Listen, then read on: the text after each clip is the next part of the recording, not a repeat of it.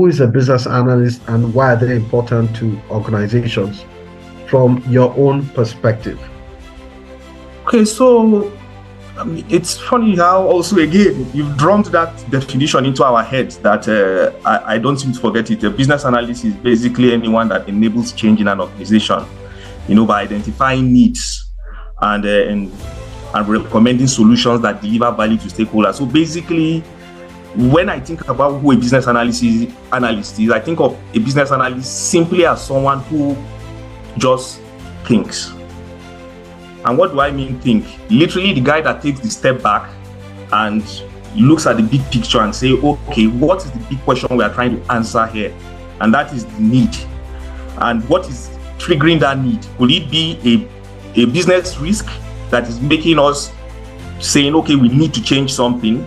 Or is it an opportunity that we see? So just like Mr. King said earlier, a lot of this change that needs to happen in an organization, we need to change, we need to do that, even in the country, we need to cut subsidy and all that. It is because we are seeing either some risk that we need to mitigate, or we are seeing some solutions or some opportunities that we need to take advantage of. So you as a business analyst is really about sitting down at that high level and looking down to say, okay, what is really going on here now? Okay, what are the needs? Okay, is there really a need there? Is there really a risk that we need to mitigate? What kind of change needs to happen? So the business analyst just sits down, asks those big questions, and then having that high level overview, he's also able to coordinate things either at the strategic or at the tactical level to make sure that everything works towards what is the best outcome.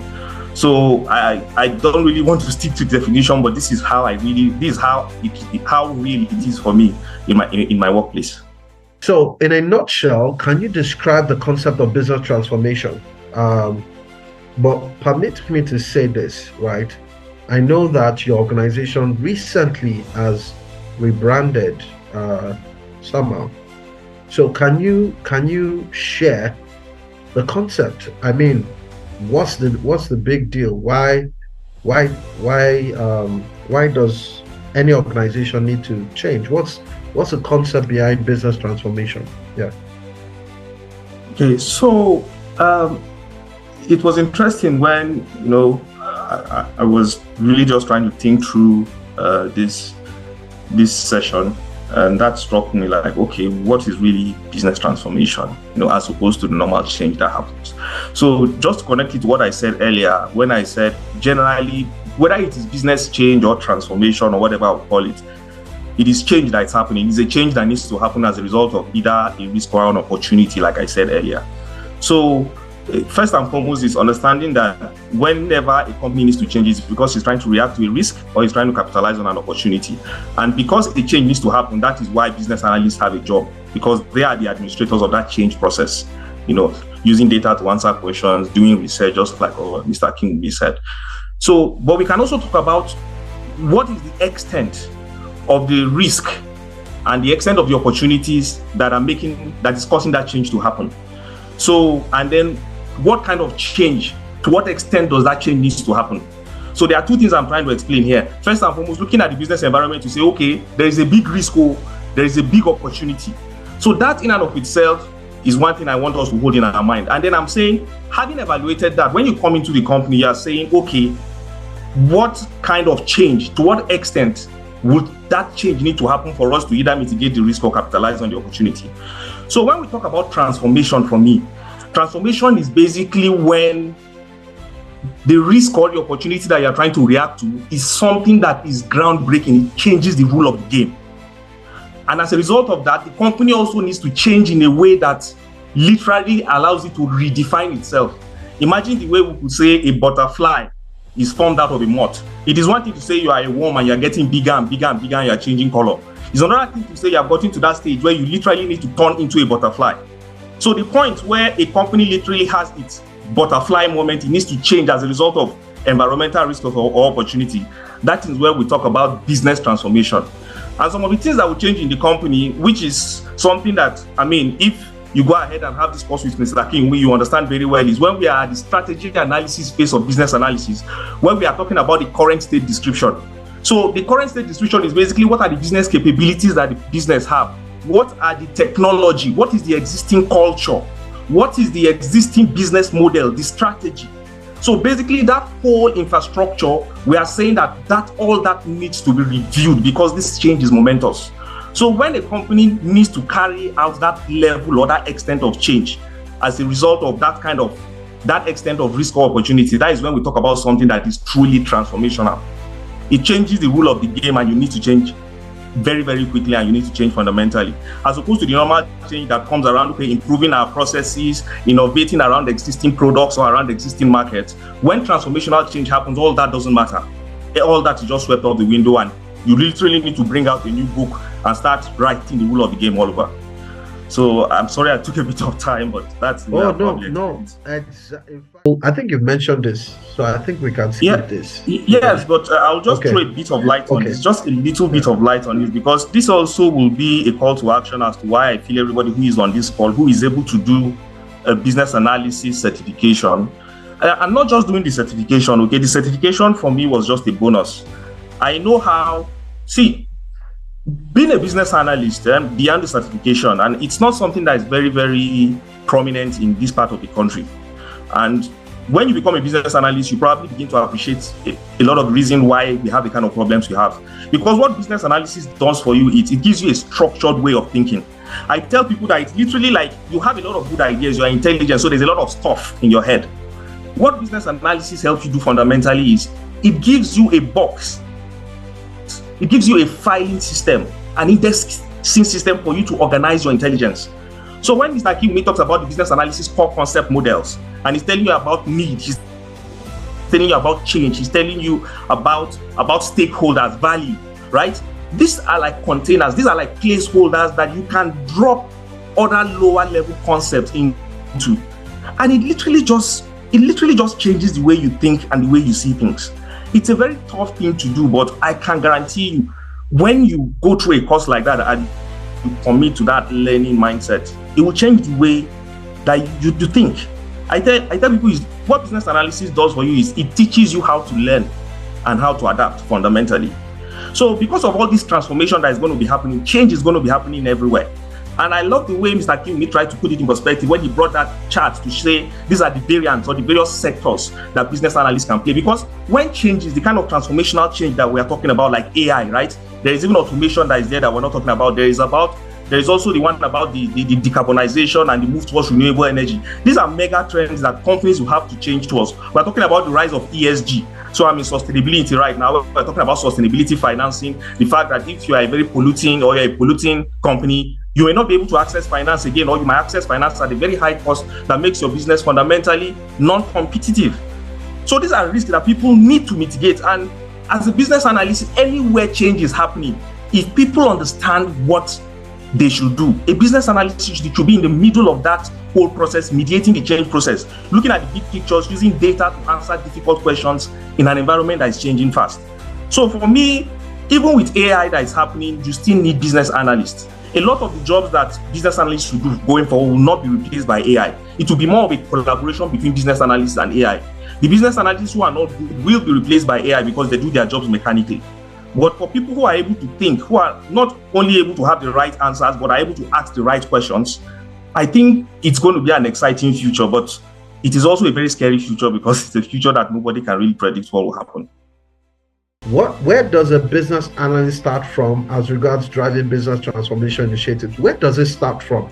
Where do you start asking the questions? Where do you start noticing the need? Where do you start seeing the opportunities or trends? Yes, that's the question. So for me, you basically already answered that question, because the question says, where does the business analysis start from as regards driving business transformation initiatives? And it kind of goes back to that satirical video that you played at the beginning, because fundamentally, and it's funny, Mr. Kiwumi is an awesome man. He played that video the first time I joined his class. It was funny, but I really didn't get it. I empathized with the poor expert who is literally trying to tell them that this thing is not making sense. But I also know that a lot of those guys were just talking management talk, no management speak, so to say. So it was when I finished the class and I did my CBAP, and as I continued on this journey of lifelong learning, that it now makes me like, oh, now it makes sense. They didn't define the need. what was the problem that you are trying to solve, or what is the opportunity that you are trying to take advantage of? Because that's where it starts. You should not solve the problem. Don't create a solution and now start finding a problem that the solution would solve. That's not how it works, right? Fundamentally, every solution should be a response to a problem. You don't create a solution and go and find a problem. No, I mean, and that is basically the logical flow that enables a business analyst to exist.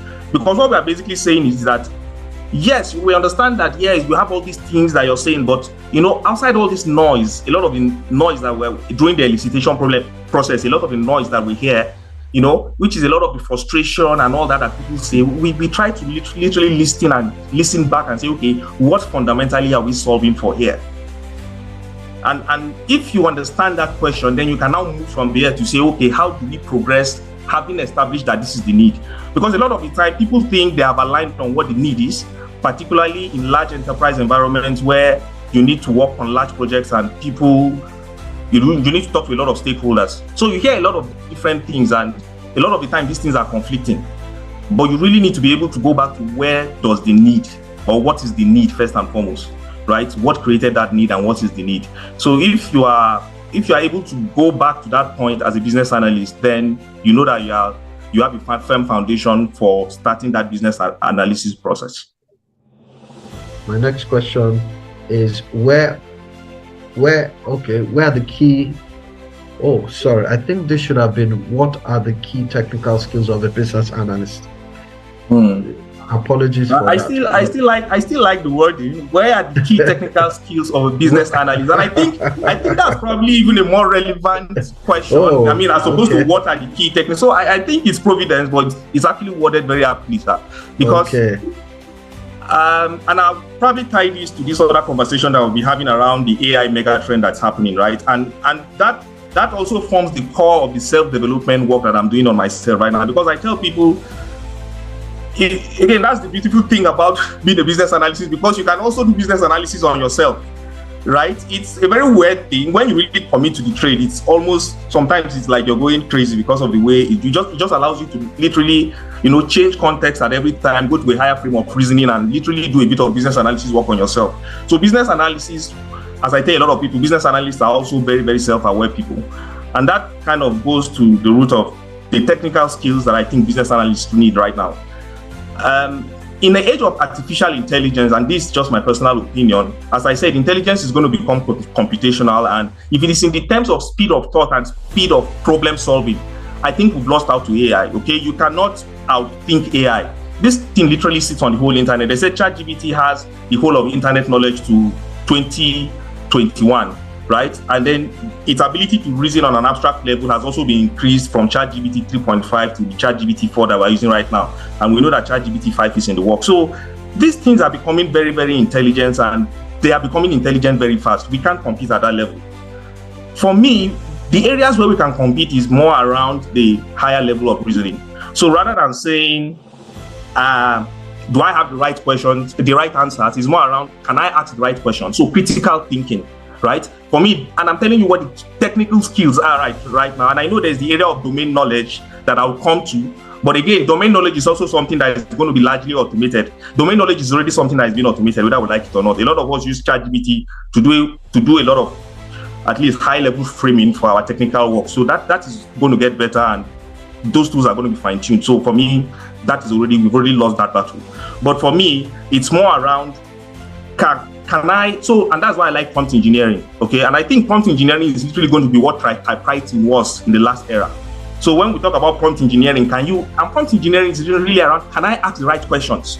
Can I go into an AI and ask it the right question? So can I articulate that thought properly in my head? And can I throw it out to this machine in such a way that I can now use its superior speed of reasoning and access to information to get the right answers? So right there is probably a technical skill that as a business analyst you need to know. Of course, we really need to now understand the fundamentals of our jobs. And that's where a bit of intellectual humility needs to come in, because we really need to stop this hubris about thinking that we know what we don't know. We need to really understand the fundamentals, because it is at that fundamental level that you can say, okay, I understand how this is 1 + 1 and how it builds up to become a very complex equation. So when I'm seeing something at this high level that I understand, can I actually go back to that fundamental and say, okay, how did it go wrong from here? So it's not really about knowing much. It's really about just knowing the fundamentals. So, for example, I'm going back to learn Python programming. I just want to learn the fundamentals. If I understand the fundamentals, with prompt engineering, I can get AI to do the more complex stuff. Okay. So, for me, this ability to stretch your mind and just reform your mind, and transform your mind, and understand that intelligence is no longer an ego thing. You really need to be humble. People are going to become outdated. That's what I tell people. People are going to become outdated. It's something that we really need to be humble about, and you really need to be sure that you have firm 15, especially if you're still someone who has 10, 15, 20 years to live in the labor force, and you also have plans of probably relocating out there, because transformation is happening everywhere. So I know I haven't specifically answered this, but because this is real for me and something I'm really passionate about, I like to say it as it is. Mr. Kiwumi can come and teach you all this technical stuff, right? But I am really just trying to give you a really humble and honest assessment of what is happening in the world. People are going to become outdated, and it's going to happen very fast. So the question is, do you want to keep up with the human race, or do you want to drop out? Because the pace just picked up. The pace literally just picked up. We call ourselves a third world country. That in and of itself is already a structural disadvantage. But whether we like it or not, the pace just picked up.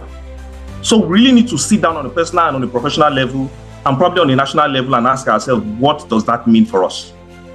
So sorry, I'm a bit emotional about all this. No, please. This is something that I'm really, really very passionate about. And we are feeling you as you are talking, because it's really making a lot of sense. What does the career of a business analyst look like? I know you said something that in this part of the world is not something, it's not very popular, right? But maybe tips of how you started your journey as a business analyst, or whether it wasn't actually a job of a business analyst, but you got into that role. Can you just, for the sake of people who may also want to take this path, and they don't know where to start, they don't know where to look, where to look for opportunities, can you just share your own experience and how you can help people that want to join this course? Yeah. Okay, so the journey of becoming a business analyst it's literally a summary of my life journey. I used to say maybe eventually I'll come around to writing a book about it, because honestly, I fell into the realization that I was a business analyst, and that was after a long time of having to fit in somewhere. So this is what I tell people. If you're a very, very self-aware person, there's a business analyst in you somewhere. It's just whether you want to go in it or not. Because as I said, business analyst is literally just taking that step back and asking the bigger questions. That's literally what the business analysis is, right? So I've always been that kind of person. And I've always been someone who was a very deep thinker. People used to laugh at me and say, oh, you're a philosopher and all that. And I really don't know why people mock philosophers. Philosophers are just people who are looking for the fundamentals. And that's what I said about domain knowledge. Domain knowledge is not about the high talks, talking out numbers, spitting out numbers and high-level information. No, it's about, can you tell me the principles of how this thing works, so that I can now extrapolate upwards to say, okay, I understand how it complicates at different levels. So if you're that kind of person that likes to ask deep questions, then you're probably going to end up in business analysis one way or the other. It might be in different fields. And as I said, we can always go back and look at that diagram that Oga Akinwumi showed. So I know where I fall clearly within that chart. I mean, if he brings it up, I'll show you. It's literally that quadrant between, domain, business, and technology, because for me, that's kind of a lot of what I've done most of my life. So when I started my career, I did a BSc in economics, and it was really not a very renowned school. It was Benue State University, right? But even before I went to university, I've always been someone who was always curious. It wasn't even about just trying to show that I know or trying to impress. No, it's just I was always a very curious person.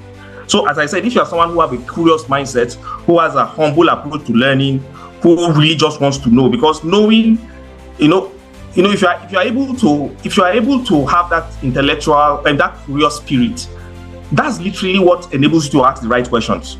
So being a better prompt engineer is not going on YouTube and all those guys who are trying to sell snake oil, as far as I'm concerned, because everybody's just trying to ride the boom right now, right? So of course, charlatans will be everywhere. I don't think those things work. If you really need to understand how prompt engineering works, it's about having a deep knowledge of the field I'm just being able to ask the right questions. So if you're that kind of person that likes to ask the right questions, you are not constrained by conventional thinking, you always want to understand how things work, you're already a business analyst. The next question now is, what domain do I want to play in? Whether you're in accounting, it doesn't matter. It's just an expression of that fundamental curiosity that you have. So a lot of the time, people will choose that, okay, I know that's the kind of mindset I have. I'm a curious person. I like big picture thinking. I'm a systems thinker. I have a humble approach to learning. Then, okay, what field am I in? At this stage in my life, do I want to pivot to a different field? So that's when you talk about, do I want to remain in the business domain or do I want to remain in the technical domain? But it doesn't really matter. If you want to remain in the business domain, like most of us have been for a very long time, even if I never knew, you can just become maybe an enterprise BA, in which case you are not really a practicing business analyst. You use the tools of business analysis, but it's going to make you very, very efficient at your job. It is going to make you very efficient. People will just know that for some reason you seem to just have the right answers and you know how to ask the right questions. So if that's what you want to do, then go ahead, do your CBAP, but then apply it to your domain. However, if you want to switch into technical, I mean, that field is also very open. You may need to understand a bit of the technical aspects to it. So for me, I'm literally just trying to stay very high level. That's what I did. That's why I did robotic process automation. But the landscape is also shifting with AI, and so I'm seeing a lot of technical people also now moving into the business domain because, of course, they are saying most programmers will probably be done away with because ChatGPT and what do they call it, GitHub Copilot can program now. So the landscape is shifting, but all I'm saying is maybe just understanding that I have a business analyst mindset and I want to put a structure to it. That is a good enough reason for you to just jump into this thing and then just put a structure around the way you think. That's just what I can say. So I've been a bit all over the place, but I don't know if it's really making a lot of sense. No, it's making a lot of sense.